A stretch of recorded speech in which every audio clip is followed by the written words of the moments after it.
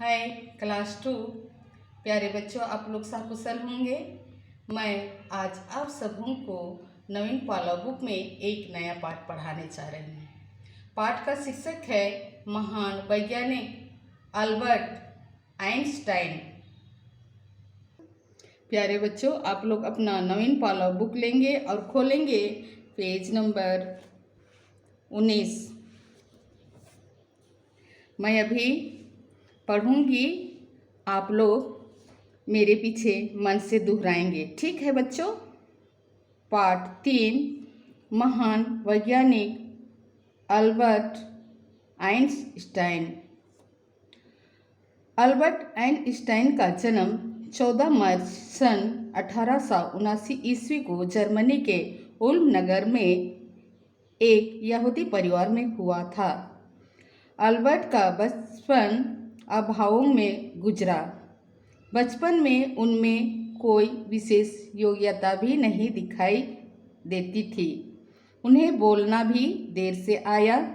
उनके पिता हरमन और माता पॉलिन तो घबरा ही गए थे कि कहीं अल्बर्ट गूंगा बहरा ना हो। उनकी आर्थिक स्थिति भी ऐसी नहीं थी कि वे किसी अच्छे चिकित्सक को दिखा पाते।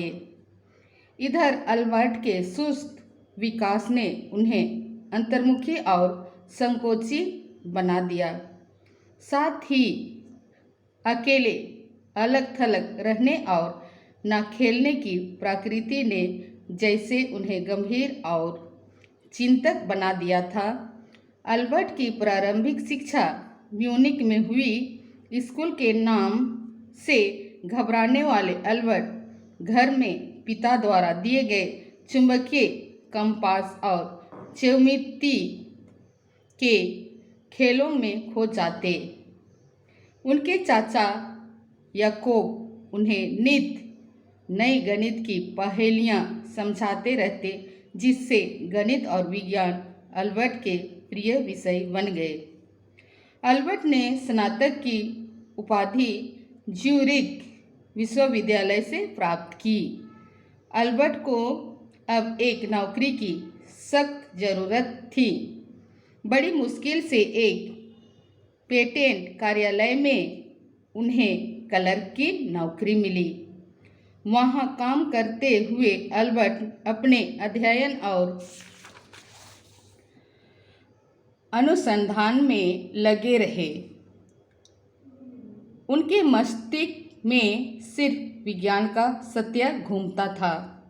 उनके एक एक करके 5 लेख भौतिकी के अंतर्राष्ट्रीय शोध पत्रिका में प्रकाशित हुए।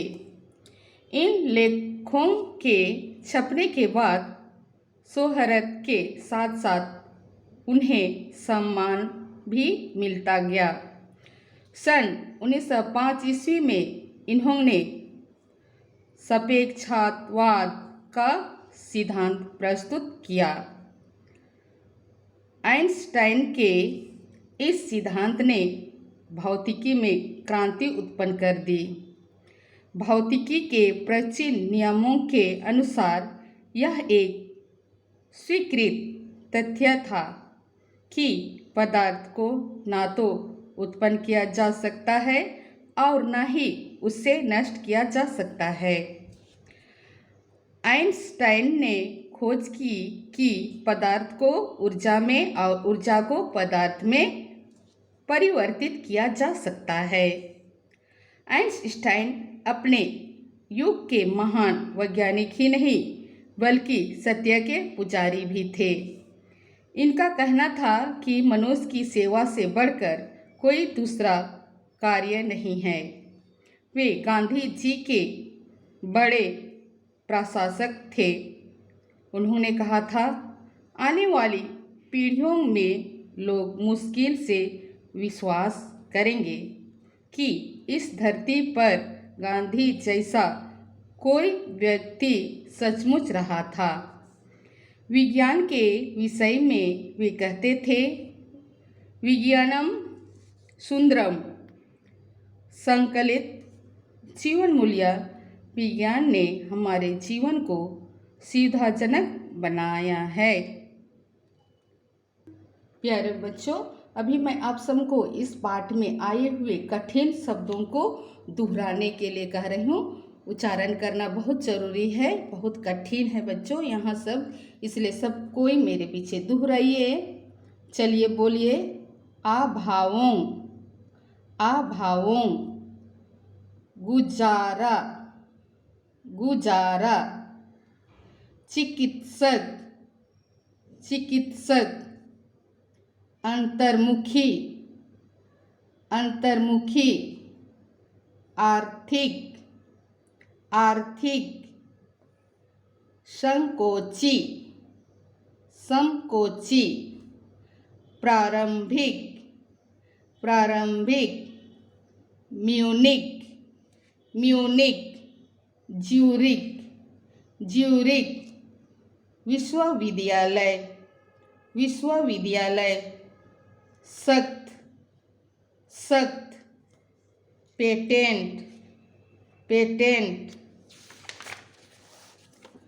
अनुसंधान, अनुसंधान, मस्तिष्क, मस्तिष्क, प्रकाशित, प्रकाशित, सोहरत, सोहरत। प्यारे बच्चों, आप लोग अभी जिस प्रकार मैं पढ़ी उसी प्रकार कठिन शब्द को आप लोग पढ़ेंगे।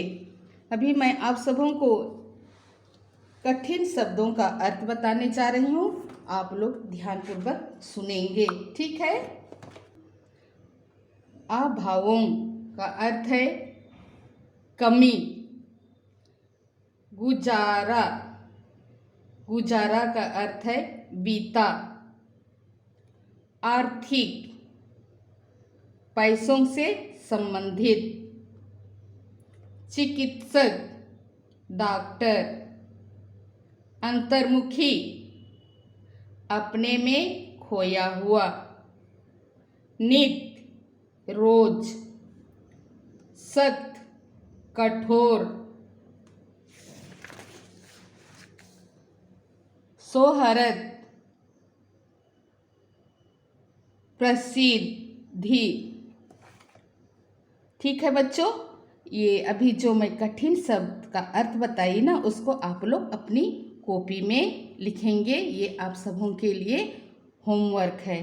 ठीक है बच्चों, आज के लिए हम लोग इतना ही पढ़ेंगे। बाय।